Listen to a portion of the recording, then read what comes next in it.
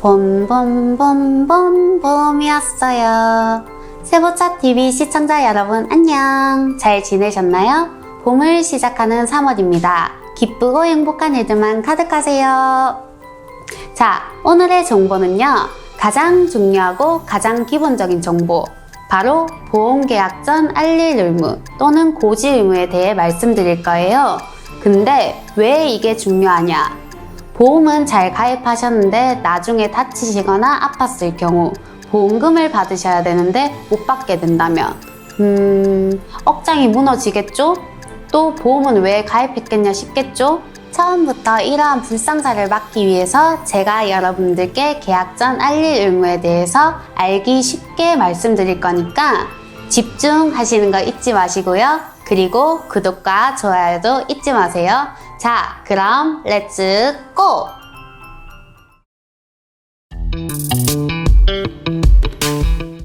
직업급수에 따라 보험료가 달라지기 때문입니다. 예를 들면 사무직 일을 하시는 분과 현장직 일을 하시는 분이 있을 때 누가 더 위험할까요? 바로 현장직 일을 하시는 분이 더 위험하겠죠? 그렇기 때문에 같은 보험이라도 사무직 일을 하시는 분보다 현장직 일을 하시는 분이 보험료가 더 높게 측정이 됩니다. 이륜차의 경우 사고가 났을 시에 자동차보다 다치는 범위가 더 넓기 때문에 알려야 되는 중요한 고지사항 중 하나입니다. 만약 고지하지 않고 사고가 났을 시 보험금이 삭감 또는 미지급이 될 수 있기 때문에 그만큼 중요한 사항 중 하나입니다. 이제 3개월, 5년 이내에 대해서 알아볼게요. 3개월 이내에 고지해야 될 사항은 의사로부터 질병 확정 진단, 질병 확정 의심 소견, 치료, 입원, 수술, 투약 등이 있습니다. 여기서 질병 확정 의심 소견이란 의사로부터 추가 검사를 받아보자 또는 소견서를 발급받은 경우에 말하며 투약이란 의사로부터 처방전을 발급받은 경우를 말합니다. 입원, 수술, 계속해서 7일 이상 치료, 계속해서 30일 이상 투약을 말하는데요. 여기서 7일 이상 치료, 30일 이상 투약은 같은 원인으로 계속해서 치료 또는 투약을 받은 일수를 말합니다. 그리고 5년 이내에 10일 중대한 질병, 암, 뇌졸중, 급성심근경색, 고혈압, 당뇨병 등을 알리셔야 되는 사항입니다. 가입 시 알릴 의무 위반으로 아프셨을 때 보상을 못 받을 수 있으니 꼭 명심하시길 바랍니다.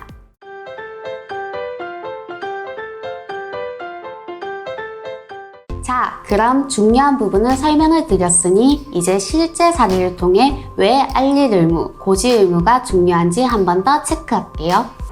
첫 번째 사례인데요. 고객님의 아버님께서 보험을 가입하고 싶으셔서 연락이 오셨어요. 아버님께서는 혈압약을 드시고 있으셔서 보험회사에 고지를 했고 보험료는 높게 나왔고 가입 담보금액은 줄어서 나왔어요.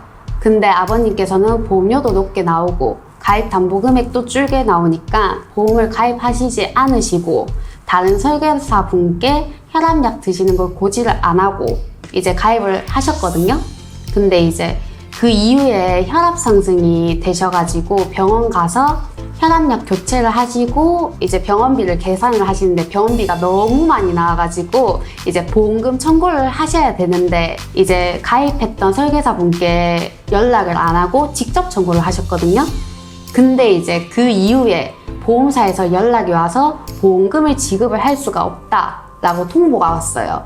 왜냐하면 이제 아버님께서 혈압약을 먹고 있다는 거에 대해서 이제 고지를 안 하셨기 때문에 이제 보험금 지급이 안 된다고 그렇게 연락을 받으셨거든요. 그래서 어쩔 수 없이 보험을 17개월 정도 넣으셨는데 결국엔 해지환급금만 지급받으시고 보험은 해지 처리가 되셨어요. 참 안타까운 일이죠.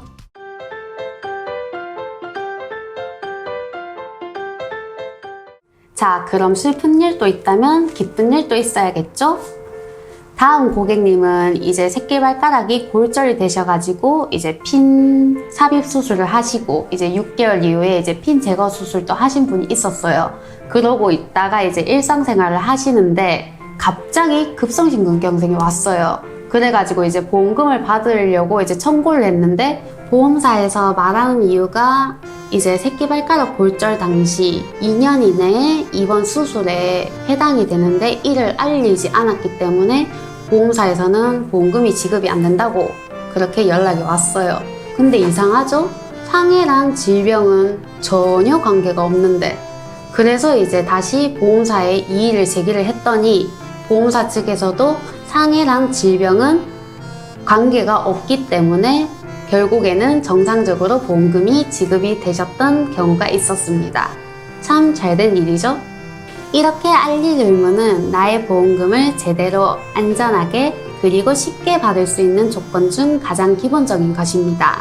다들 보험을 가입하실 때 알릴 의무를 꼭 알려주시고 가입하세요.